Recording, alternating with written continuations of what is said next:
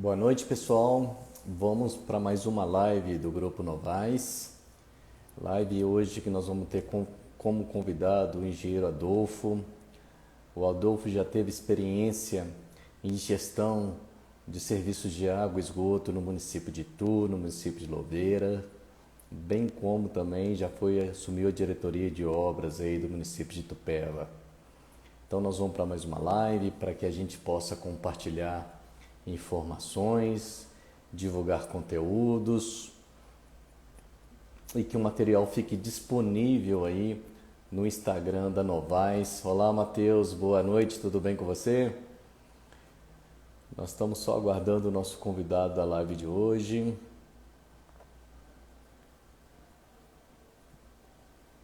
O Adolfo já vai entrar. Entrando, a gente já comunica. Um minutinho de atenção de todos. Boa noite, Matheus. Tudo certinho? Tudo certo. Fala, meu amigo Plínio, tudo bem contigo? Vamos acenar agora aqui pro Adolfo poder compartilhar.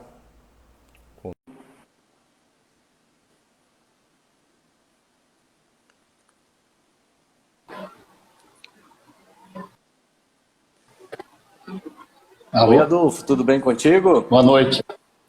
Opa, deixa eu baixar o som aqui. Tá certo, vamos se ajustando aí para a gente poder fazer esse bate-papo hoje à noite, né? Beleza, tudo em ordem, graças a Deus. E você? Tudo certinho também. Muito calor por aí, Adolfo? Nossa, e derreter. Realmente é uma coisa absurda. Tá muito quente mesmo, tá muito quente mesmo.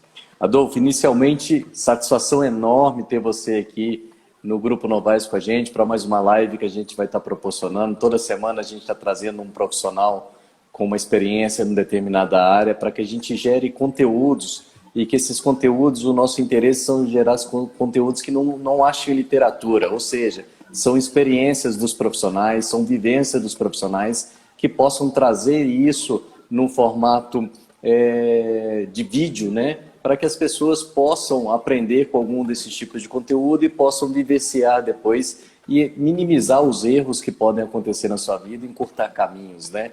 Então, a gente escutar experiências de profissionais é sempre bom. Eu, do lado de cá, estou sempre aprendendo também nessas lives que a gente faz. Então, inicialmente, em nome do Grupo Novais, muito obrigado por ter aceitado o convite. Você é um cara que eu conheço há algum tempo, profissional extremamente capaz, competente, dedicado, honesto.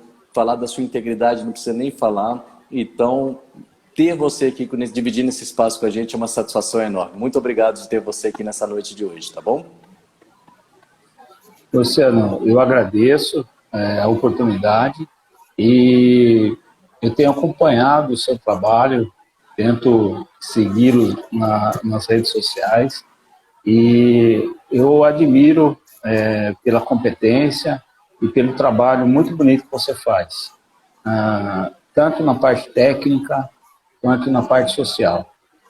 Não são todos os empresários que trabalham dessa forma e você ainda busca algo mais, né? Essa integração, essa troca de experiências, porque a gente está sempre aprendendo, a gente não sabe nada, né? Aquele que diz que sabe mais ou que sabe tudo, na verdade, ele não sabe nada. Então, eu parabenizo o Grupo Novais pela postura ética, pela postura de trabalho, sempre buscando fazer o melhor e eu me sinto honrado em participar aqui desse bate-papo com vocês. Muito obrigado. Adolfo, para a gente conhecer um pouquinho, eu já conheço, né, mas para o pessoal estar conhecendo um pouquinho do profissional Adolfo, fala para nós da sua formação e sua área de atuação nos últimos anos aí, Adolfo. Tá certo. Bom, Luciano, eu me formei há 27 anos como engenheiro civil, sou graduado na PUC de Campinas, né? Depois eu fiz um curso de especialização na área de avaliações e perícias de engenharia. Fiz também um curso de especialização de gestão em negócios imobiliários e iniciei minha atividade profissional na cidade de Osasco, numa construtora, inicialmente trabalhando na área de orçamentos. Eu, na verdade, aprendi muito nessa empresa, porque na faculdade a gente vê muito pouco essa questão de orçamento, e lá eu tive a oportunidade de aprender, participar de licitações. Então, foi muito bom para mim esse primeiro emprego lá. Depois, eu fui transferido para a área de obras, né? E na sequência eu assumi um cargo de assessor técnico junto à Prodeme, era uma autarquia municipal aqui de Itu, que fazia as obras da prefeitura, e a gente foi assessorar o presidente naquela época.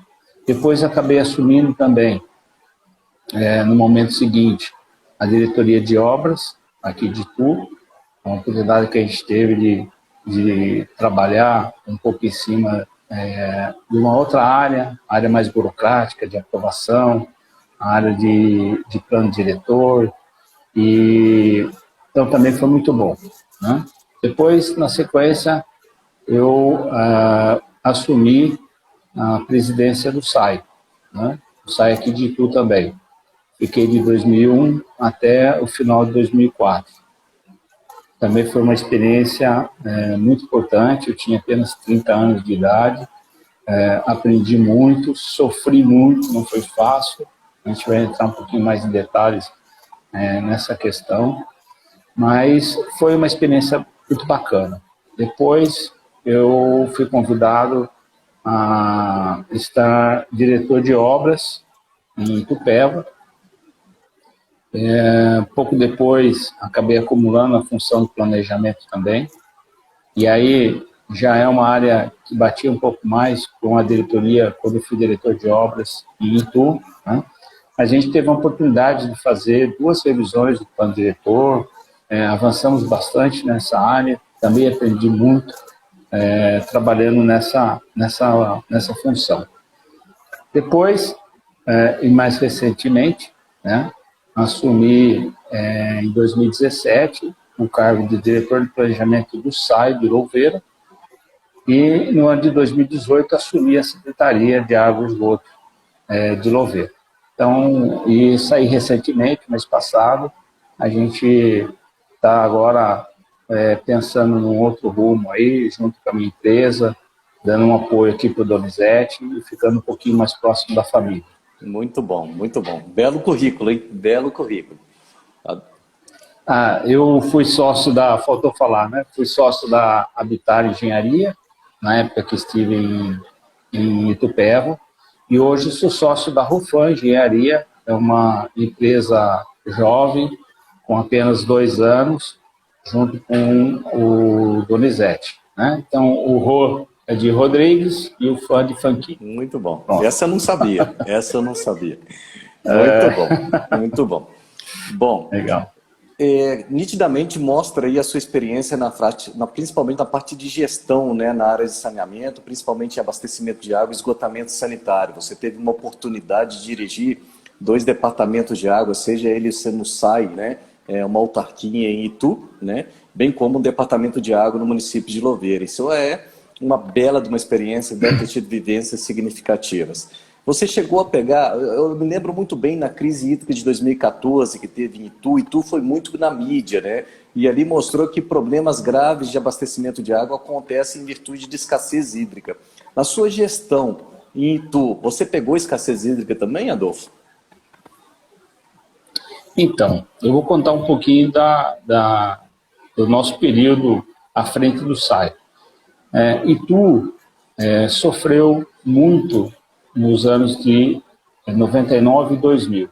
Houve já um período de escassez muito forte, uma escassez hídrica, e o município teve mais de 6 meses de períodos com racionamentos fortíssimos. O município decretou estado de calamidade pública, As escolas suspenderam as aulas, o abastecimento ficou prioritário para hospitais. Foi assim a primeira grande crise hídrica em Itu, assim, mais significativa. E aí, o que aconteceu?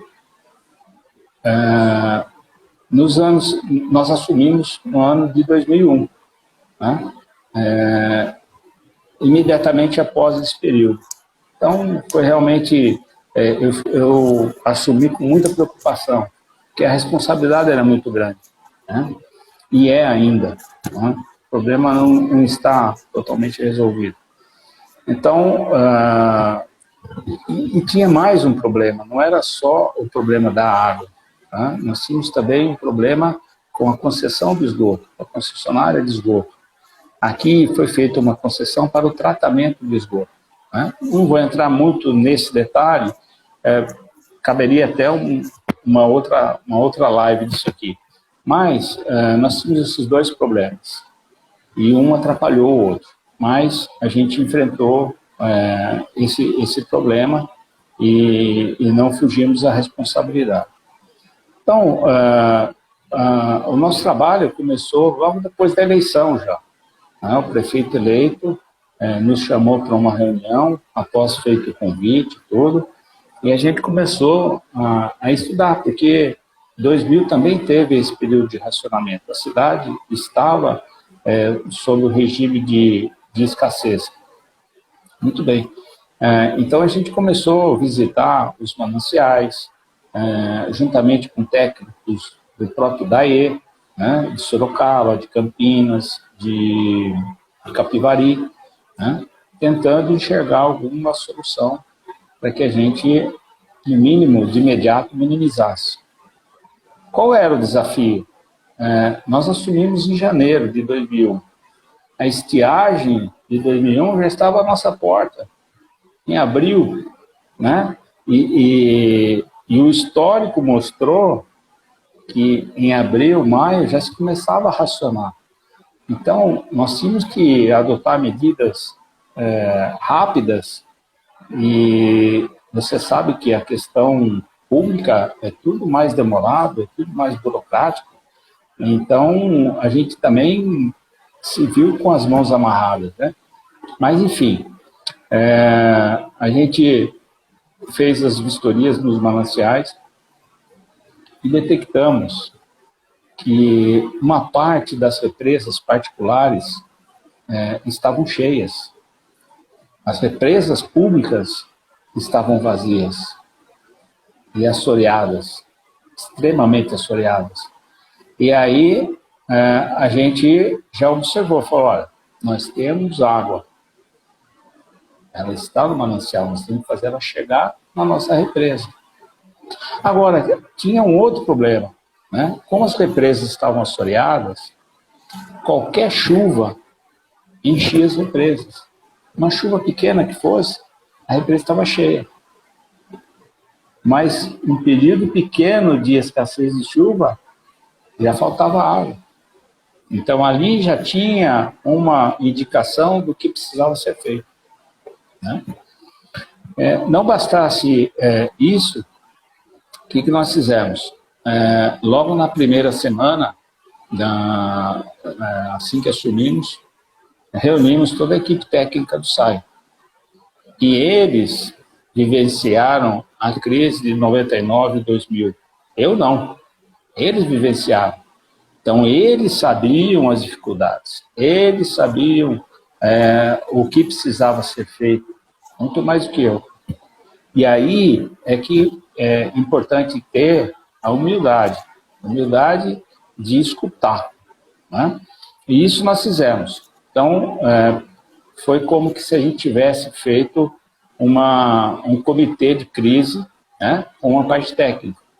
E aí a gente começou, eu só escutei, eu não ia opinar nada, estava chegando, 30 anos, nem sabia direito o que precisava ser feito, né? Mas então eu fui escutar. E comecei a escutar e a perguntar.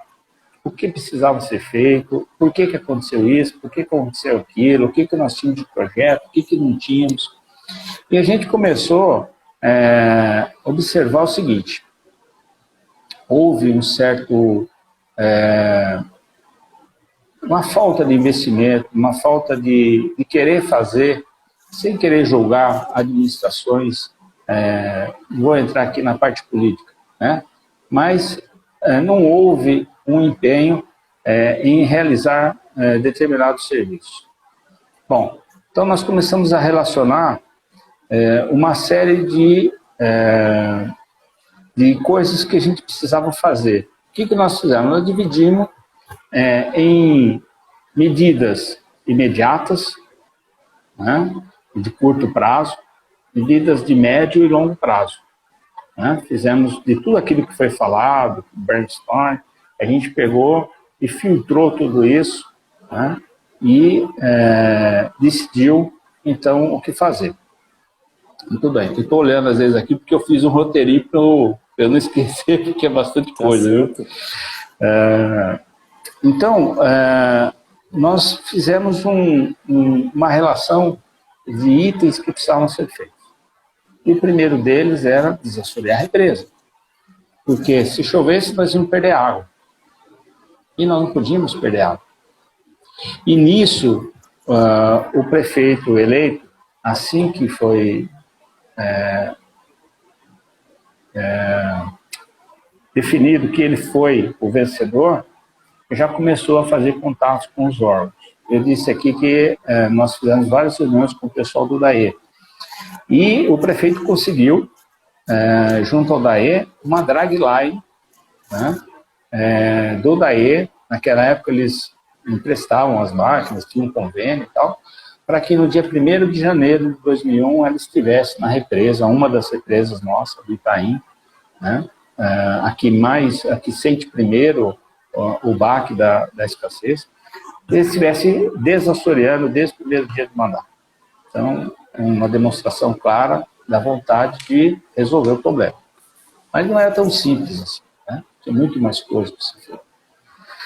Mas começamos. Então, a gente começou a desassorear a represa Itaim, conseguimos aprofundá-la. Ela tinha, só para você ter uma ideia, 1 metro, 80 centímetros de profundidade, né?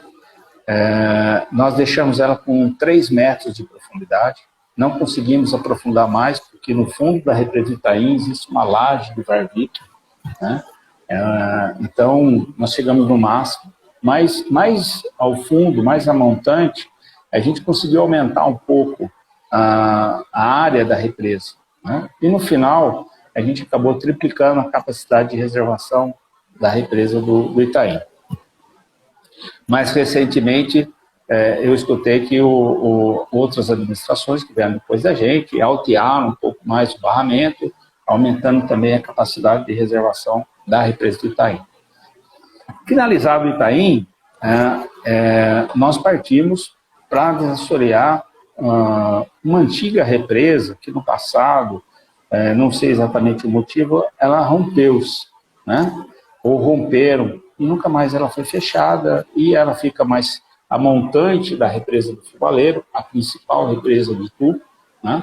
E acabou assoreando. Então nós fizemos o desassoreamento da represa do Taquaral e refizemos o barramento do Taquaral. Então nós criamos ali um novo reservatório que não existia, com capacidade de 100 milhões de litros.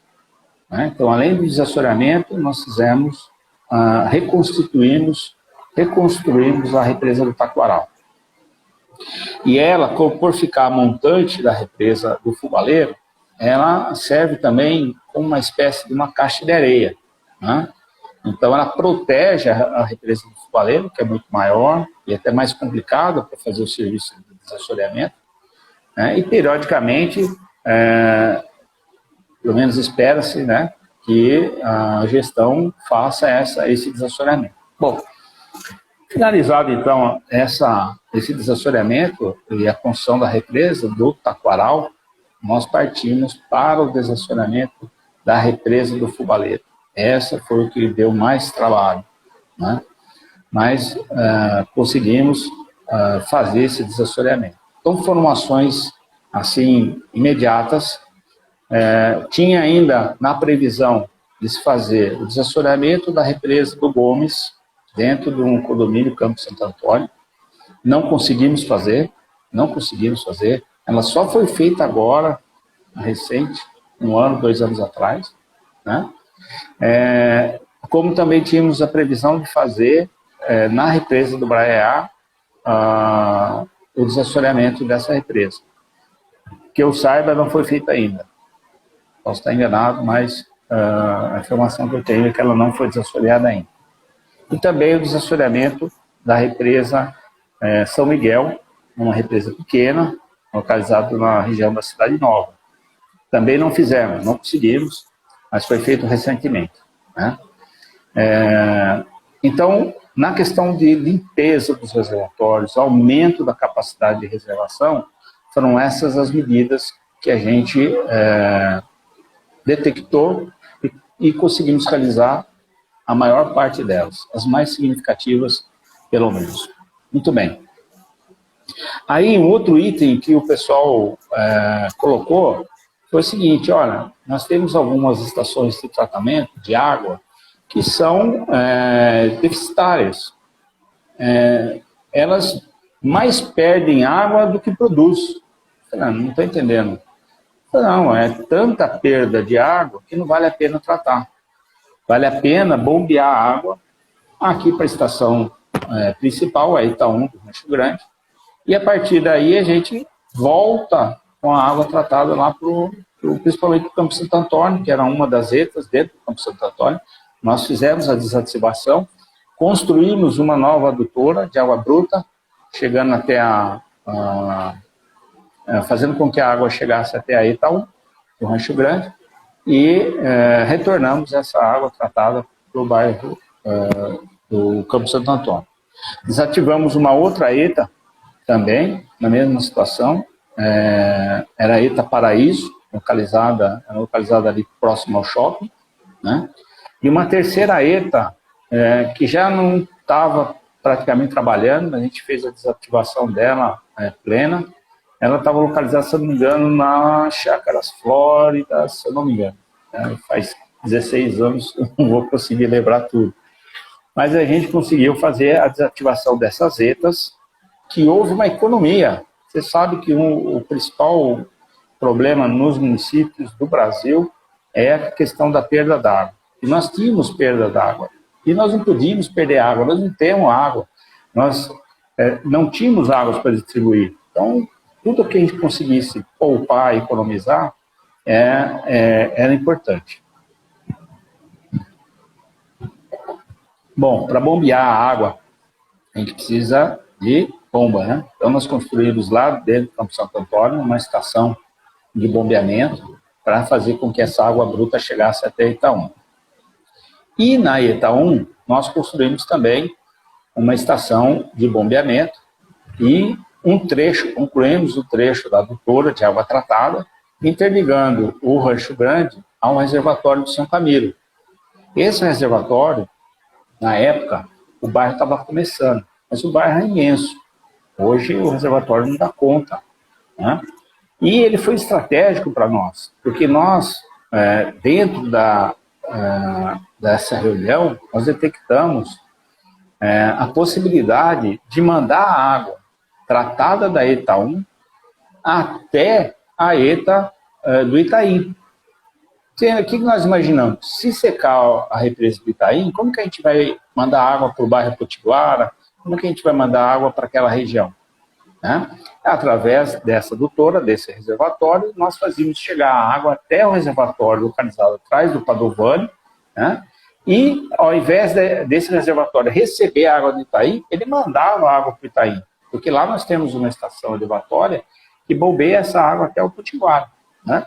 Então, essas manobras, essas jogadas técnicas foram muito importantes, né? Então, isso foi uma outra questão que a gente apurou ali. Outra coisa que nós fizemos. O pessoal, nessas reuniões que a gente fazia, colocou para a gente assim: olha, tem alguns bairros que não chega água. A gente racionou, bombeou, mas por que não chega água? Porque está localizada principalmente na parte alta. Então, quando a gente libera a água vai enchendo todas as casas localizadas na região baixa da cidade, e quando acaba a água, a região alta não foi abastecida. Como é que a gente faz? Não tem como a gente fechar algum registro? Não tem registro. Então, a cidade não estava setorizada, como ainda não está. Né? A cidade precisa ser setorizada. Você sabe bem do que eu estou falando. Para quem não tem muita noção disso, nós precisamos dividir a cidade em setores e aí distribuir a água de forma setorizada. Bom, mas nós temos que nos preparar, a estiagem está chegando, o que nós vamos fazer? Não tem como instalar alguns registros estratégicos de manobra, e isso foi feito. Nós definimos essas regiões, que eram regiões mais prejudicadas, e fizemos a instalação de alguns registros que permitissem a gente fechar a água para a parte baixa e encher o reservatório das casas que estão localizadas na parte alta da cidade. Então, isso também foi estudado e foi feito. Outra coisa que nós fizemos, como nós tínhamos detectado naquelas vistorias nos mananciais que haviam represas particulares cheias e faltando água nas represas públicas, nós imediatamente começamos a cadastrar todas as represas particulares. Montamos equipes de campo que iam até as propriedades, conversavam com os proprietários, alguns resistiam, né? Teve casos até que nós usamos da promotoria, da força policial, para abrir, inclusive, uma represa, né? na força, infelizmente, não houve a compreensão do proprietário, a gente usou da lei. Né? A lei fala que a prioridade é o consumo humano e depois os outros consumos. Muito bem. Então, nós começamos a mapear todas as represas particulares. E aí, montamos, cada represa tinha um tipo de vertedor, algumas não tinham. Então, para cada tipo de represa, tinha que ter um tipo de liberação de água. Alguns tínhamos que colocar mangotes, alguns mangotes e bombas a diesel, né? Enfim, a gente fez todo esse mapeamento, esse controle. E a gente, na época de crise, acabou indo nos mananciais, nós precisamos dessa água aí. Muito bem. Outra coisa que nós detectamos, Luciano, nós tínhamos as ETAs que sobraram, né, daquelas fora as que nós desativamos, as que sobraram, a ETA 1, principalmente a ETA do Rancho Grande, a ETA dentro do Hospital do Piratinga, na Cidade Nova, e a ETA no Portal do Hélio. Né? A ETA especificamente a ETA do Rancho Grande, ela tinha a ETA nova, essa estava ok, e a ETA velha, essa estava em situação precária. E a ETA do Itaim também, precaríssima. Ela funcionou bem por muito tempo, eram filtros em estruturas metálicas, chapas metálicas, e a corrosão era tremenda, vivia dando manutenção e muita perda d'água. Né? Nós não conseguimos, nós fizemos um complemento no Itaim com um container, né? Bem precário até, mas funcionou, mas o certo era fazer uma nova estação de tratamento nos moldes convencionais, enfim, nós também não conseguimos fazer, fizemos o que foi possível. Mas ali era um ponto de muita perda d'água também, que vivia tendo que lavar filtro e a água ia embora. Muito bem. Então nós fizemos a reforma dessas ETAs, a ETA velha no Rancho Grande, a ETA no Rancho Grande, na Cidade Nova e também lá no Portal do Hélio. Isso já resultou em melhoria de eficiência, em redução de perda d'água. Trocamos todo o material filtrante da ETA 1, né? Isso fez com que também melhorasse a qualidade da água. Enfim, isso foi assim, uma série de ações que nós fizemos para tentar nos prevenir, nos preparar para a estiagem. Eu tinha muito receio da estiagem, né? E quando a gente começou a perceber que o nível da água começou a baixar, a gente começou a fazer uma primeira experiência soltando as águas das represas particulares, e a gente foi aprendendo também, né? O pessoal do SAI tinha já conhecimento, mas muita coisa a gente foi aprendendo junto também, né? Algumas coisas deram certo, outras coisas não deram, né? Faz parte do aprendizado aí, né? Num determinado momento, nós tentamos fazer a perfuração de poços profundos, né? Não obtivemos um êxito que gostaríamos, né? Então, essa hipótese na nossa gestão depois foi abandonada. Eu sei que depois perfuraram mais, não sei, uma quantidade enorme de poços. Eu não sei também dizer hoje quantos deles estão funcionando e ajuda, mas não resolve, né? O problema não é aí, né?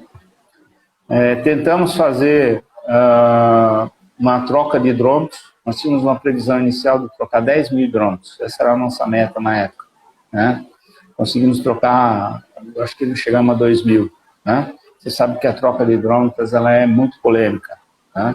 Mas é um ponto onde há muita perda d'água, porque o hidrômetro antigo não mede e não identifica vazamentos, né? Nós temos experiências, nós vamos entrar depois falar um pouco de Louveira, de casas que a pessoa identificou um buraco e cabia um fusca dentro do buraco, entendeu? Então, e isso é água que vai embora, a gente tem que combater perdas, é isso daí, né? Bom, então essas foram as ações que a gente fez, assim, visando a questão emergencial. Parece pouco, mas é bastante, né? Se você imaginar um período de 4 anos, que você tem que licitar, que você tem que... né? Não foi fácil. Mas, mesmo com todas essas medidas, nós não conseguimos evitar o racionamento por completo, né? E aí chegou a hora de racionar. O que fazer, né? Como nós vamos trabalhar isso? Nós definimos um momento para se começar a racionar.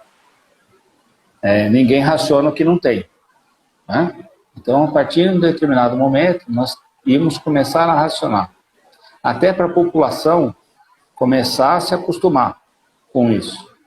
Olha, hoje nós vamos cortar a água por 4 horas. Só que não foi assim, cortar a água para a cidade toda. Falou, vamos fazer um rodízio. Na segunda-feira, a gente corta para essa relação de bairros, na terça essa, na quarta essa, vamos fazer um rodízio, né? E funcionou, mas também teve seus problemas, que a gente não conseguiu solucionar todos os problemas da questão da parte baixa e parte alta, né? Enfim, foi muito duro, uma experiência assim brutal, desgastante, né? Que a meta nossa era não faltar água, não deixar faltar água, porque a população já tinha sofrido em 99, 2000. Nós sofremos, eu sofri também. Então, esse era o desafio. E aí a gente conseguiu amenizar. Não foram 6 meses ininterruptos de racionamento, né? Teve ano que foram, não vou me lembrar agora de cabeça, mas 25 dias, no outro ano foram 12 dias, no outro ano 30 dias. Então a gente conseguiu minimizar, conseguimos avançar, né? Bom, mas isso eram aqueles serviços de curto prazo, que nós tínhamos que fazer imediatamente. E a longo prazo? Médio e longo prazo. Médio e longo prazo, nós tínhamos que desenvolver projetos, né? Havia no SAI o estudo da represa do Braiá, uma nova represa do Braiá na fazenda Seleta. Há registros no DAE dessa represa estudada desde 1985. Eu não sei se acho que você não era nascido. Já tinha 4 anos, já tinha 4 anos. Então, aí, o que nós fizemos? Nós avançamos nesse projeto. Fizemos o projeto de levantamento topográfico, fizemos o projeto executivo, trabalhamos uma outra represa, a represa do São José, né? Essa represa do São José fica aqui na Fazenda da Ponte, próximo ao Rio Tietê, na saída para Jundiaí. Ela teria capacidade de armazenar 500 milhões de litros ou 500 mil metros cúbicos. Essa da Seleta, 2,5 milhões de litros ou 2.500 mil metros cúbicos. Né? E fizemos também um projeto da doutora Mombaça. Na época deu uma polêmica, porque eles diziam, não, o projeto é meu, o projeto já existe. Eu perguntei para os técnicos, cadê o projeto? Se já existe o projeto, vamos vencer essa etapa, vamos executar, né? Vamos partir para a execução. Aí não era bem assim. Então nós desenvolvemos projetos, ele previa buscar água a 22,5 km no município na divisa com Pairink, Sorocaba, no Córrego do Mombaça. Mas havia problemas. Então, a gente desenvolveu o projeto da rede, faltava definir o local da captação, fazer um estudo da qualidade da água. A gente tinha registros, começamos a fazer esse estudo, análise da água.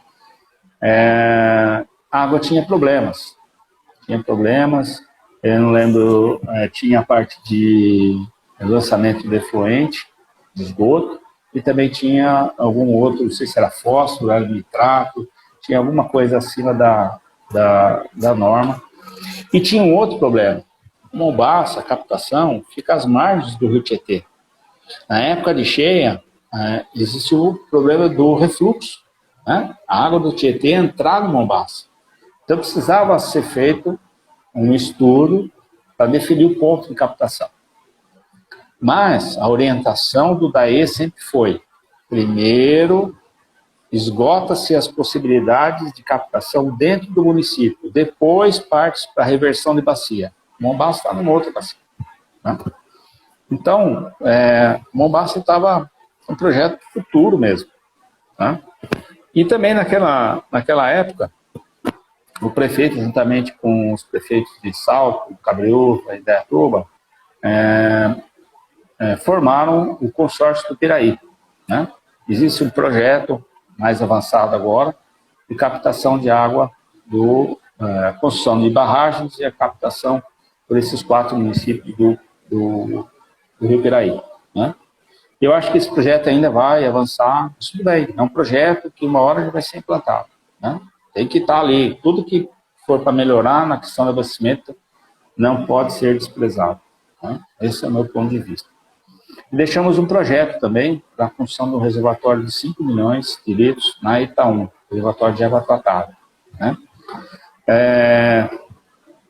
Basicamente foram essas as ações que nós fizemos no nosso período. Como eu te falei no começo, nós tivemos um problema muito grande com a concessionária de esgoto. Né? Não bastasse todos esses problemas, não bastasse todas essas medidas que precisavam ser feitas, nós travamos uma briga judicial monstruosa com a empresa, uma empresa grande no mercado, e a gente pequenininho, né? Mas foi uma luta, e por fim, a concessionária, em 2003, abandonou o serviço. Mandou todos os funcionários embora, desligou todas as estações elevatórias de esgoto, desligou a estação de tratamento de esgoto e falou, toque, ó, agora vocês tocam. E assim, eu fui 3 vezes na promotoria do meio ambiente, né? Justificando, explicando, atualizando as informações, a gente tentando ligar, né, botar tudo para funcionar. E eu lembro de uma tarde que a promotora achou, olha, eu estou prevaricando aqui, já deveria estar prendendo o senhor aí. Então, resolva. Então, a gente buscou apoio junto com os ex-funcionários da concessionária. Eles toparam nos ajudar, né? Depois foram criados alguns cargos de confiança, que a gente acabou colocando esse pessoal, porque precisava emergencialmente fazer alguma coisa, né? Não dava tempo de fazer um concurso e correr atrás. O esgoto estava ali, caindo, poluindo os corpos, né? Então, a gente conseguiu colocar tudo em operação. Durante a nossa gestão, à frente da estação de tratamento de esgoto, Canjica, era uma estação diferente, poço profundo, tem uma tecnologia diferente. E isso foi até um erro, já veio do passado e a gente não se atentou a isso, né? Os nossos técnicos, o nosso pessoal, desconhecia totalmente, né? Então, aí nós colocamos os ex-funcionários, colocamos funcionários nossos para ir aprendendo a operação, né? Com a experiência que eles já tinham, e a gente conseguiu operar a estação de tratamento. E depois a gente tem, assim, no histórico da estação de tratamento, o nosso período foi o único que a CETESB não multou. A eficiência estava acima do previsto pela legislação. A empresa concessionária foi multada, quem veio depois foi multado. Então, isso é uma satisfação para a gente, porque jogaram abacaxi para a gente e falou, ó, se vira. E a gente deu conta do recado, né? E assim foi a nossa experiência à frente do SAIDI. Foi uma luta, não foi fácil, a gente procurou sempre fazer o melhor, os recursos eram escassos, né? A gente tinha pouco recurso,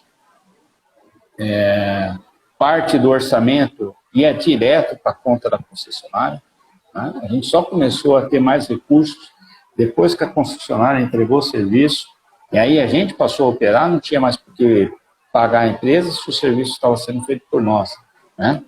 Então, esse dinheiro sobrou no caixa e a gente conseguiu fazer um pouco mais de coisa, mas já no final da gestão. Essa foi a nossa experiência à frente do serviço de água e esgoto. Que experiência, né, Adolfo? Enquanto você estava contando aí, isso que eu gosto dessas lives, que a gente pode escutar experiências, né? Para mim, para ficar 10 mesmo, faltou a gente estar sentando tomando uma cerveja, porque aqui eu estou aprendendo um tanto. Tomando água aqui. Por que eu estou falando isso? É uma bagagem que pouquíssimos profissionais tiveram a experiência que você teve, um desafio, né? Assumir uma superintendência de água e esgoto de um município de porte significativo igual a Itu, da importância que Itu tem do Estado, ou seja, Itu está na mídia o tempo todo, né?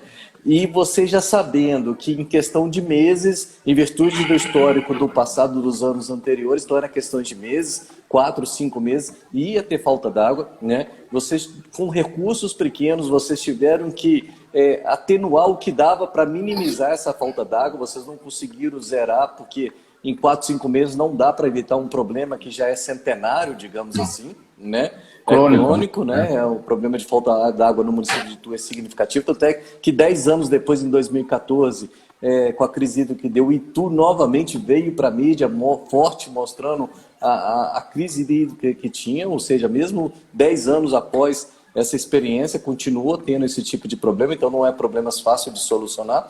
Fora isso, vocês pegam uma situação, além de falta d'água, que a concessionária que operava esse tratamento de esgoto, de certa forma, ocorre um rompimento de contrato e ela entrega um pacote do dia para a noite para vocês operarem, sendo que vocês nem tinham profissionais de esgoto sendo transbordado, com a promotoria do meio ambiente na sua cola, podendo prender o superintendente a qualquer instante. Então, eu não tenho dúvida nenhuma que emocionalmente você evoluiu demais como profissionalmente, porque a pressão eu imagino que é muito forte, né, Adolfo?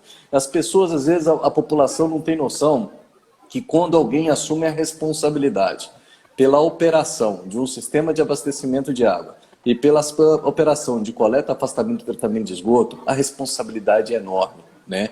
E isso daí, escutar essas histórias, a gente fica aqui do lado de cá. Eu não tive essa bagagem, essa oportunidade que você teve para ter isso realmente como aprendizado e fazer criar soluções, porque o problema existe, você não tem que focar no problema, você tem que focar nas soluções. Só que é fácil você propor soluções quando você tem recurso financeiro. Quando você não tem recurso financeiro, fica ainda mais limitados, né? Então, belo desafio mesmo, bela história, Adolfo, bela história. Agora vamos lá. Então, Luciano, Pode falar. e só para fechar a questão de tu, né?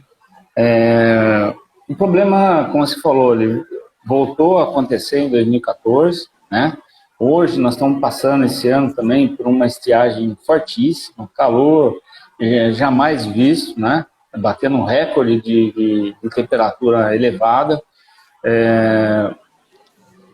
Avançou. Eu não sei, eu estou há 16 anos fora de Itu, né?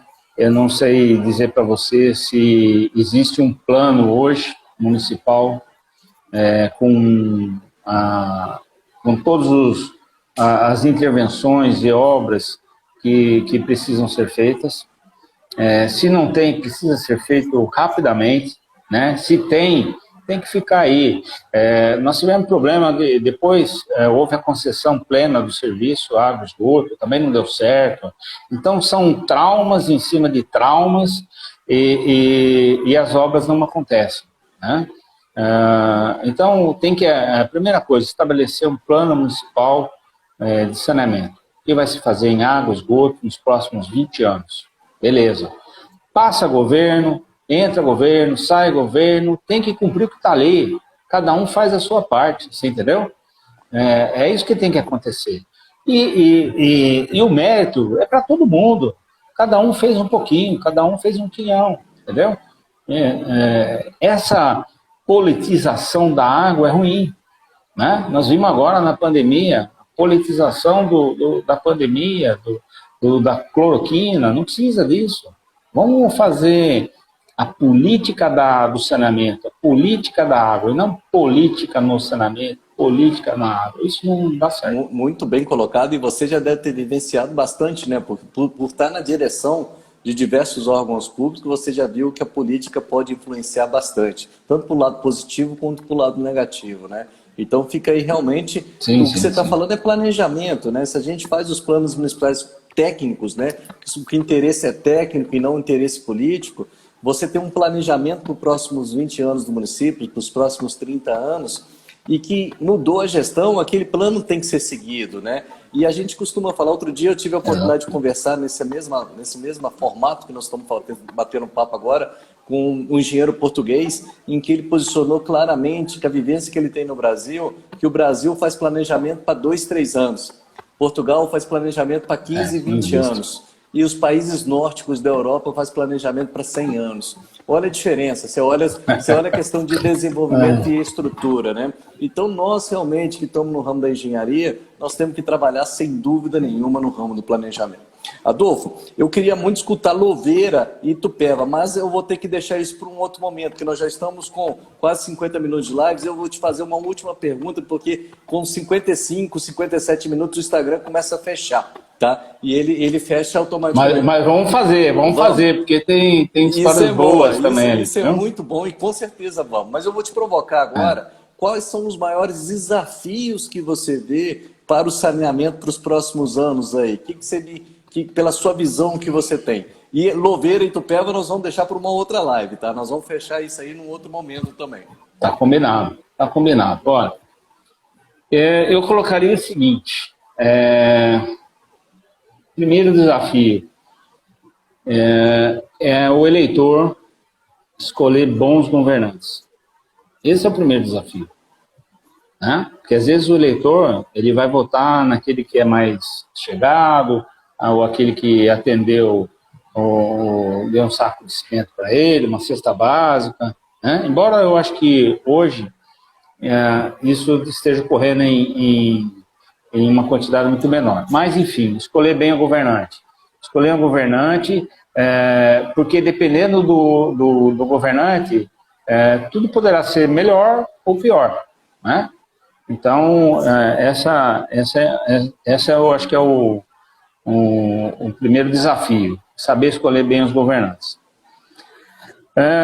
O segundo é aquilo que nós já falamos, que os municípios desenvolvam seus planos municipais de água e esgoto, seu plano de saneamento, né? Nós temos aí resíduos sólidos também, drenagem urbana e tal. E o terceiro desafio, e o que eu acho, nós temos aí agora recentemente o marco regulatório aprovado, né, instituído, é arrumar recursos para os municípios.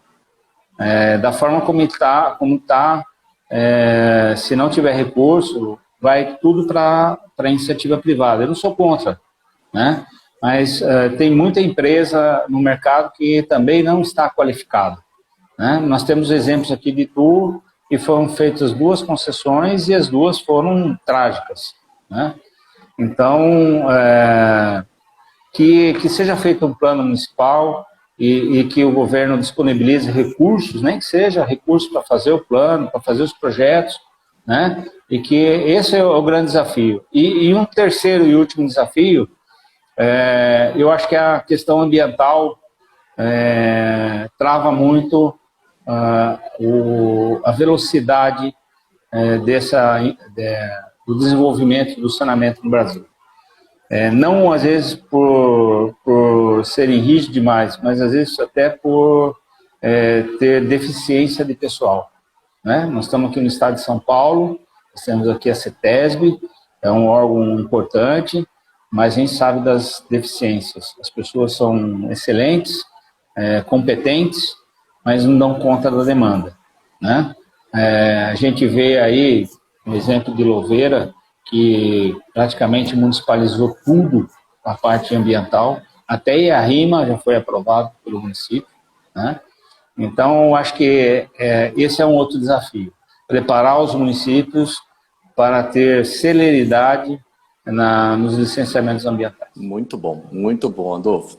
Adolfo, então nós vamos fechando, que em 5 minutos cai a live, então para a gente não correr o risco de perder a gravação, porque se cair a gente perde a gravação. O mais importante dessa live, o que eu vejo que a gente acompanha aqui, o que a gente vem produzindo pela Novais, é o conteúdo que é gravado, né? Isso, o conteúdo vai ficar disponível no Instagram da Novais, fica disponível para outras pessoas que queiram utilizar e poder ver em algum momento. E o histórico que a gente tem visto é de 400 a 600 visualizações por completa depois. Então, se a gente pode passar um pouco para outros profissionais essa experiência. Hoje aqui eu tive uma experiência, um aprendizado com as suas histórias. Minha cabeça foi e voltou se pondo na sua situação. Tenho certeza que para você ganhou um aprendizado violento como profissional, como pessoa. E a gente poder passar essas experiências para as pessoas, eu acho que é um dos papéis que a gente, como ser humano, nós temos que fazer, né, Adolfo? Tem muita gente que vai estar assistindo, que vai estar pegando uma diretoria de um departamento de água, vai ter muita gente que tem sonho de pegar uma diretoria de um departamento de água e esgoto, e ele já começar a imaginar isso, e já começar a pensar no planejamento de quando ele entrar e tiver uma estrutura, já é diferente. Então, histórias iguais a essa sempre enriquecem muito, e histórias iguais a essa você não acha em livros, em literatura. Então, isso daí é um grande diferencial desses conteúdos. E, sem dúvida nenhuma, Adolfo, você contribuiu muito na noite de hoje. Nós vamos marcar um outro momento para falar de Itupeva e de Louveira, que foram outros lugares que você também passou pela sua gestão, passou pela sua diretoria e deve ter bastante história também para estar contando. Passo a palavra para você, para que você possa encerrar esse momento de hoje. E fechando como só agradecimento e gratidão à sua pessoa de estar aqui com a gente, tá bom? As minhas palavras são de gratidão, tá? Eu também sou grato a você pela oportunidade. Eu nunca tinha exposto essa história aberta, assim, só quem conviveu com a gente mesmo dentro do SAI sabe disso. E tem outras histórias que não dá tempo de a gente ficar contando aqui. Qualquer dia vamos tomar uma cerveja aí e te conta um pouco mais. Mas é muito gratificante. Eu quero deixar aqui o meu abraço também, o meu reconhecimento a todos os ex-funcionários do SAI, né, que me ajudaram muito, sempre foram exemplares. E eu só tenho realmente a agradecer a Deus pelas oportunidades que tem me dado na vida. Tá bom? Muito obrigado e parabéns para você por esse trabalho maravilhoso que você faz aí na Novartis. Eu agradeço. Satisfação mais uma vez. Queria mandar um abraço aqui. Tem o Vanderlei, lá de Votorantim. O Vanderlei é um amigão que me ajuda demais nos projetos. Está aqui mandando um joia para a gente, batendo palma.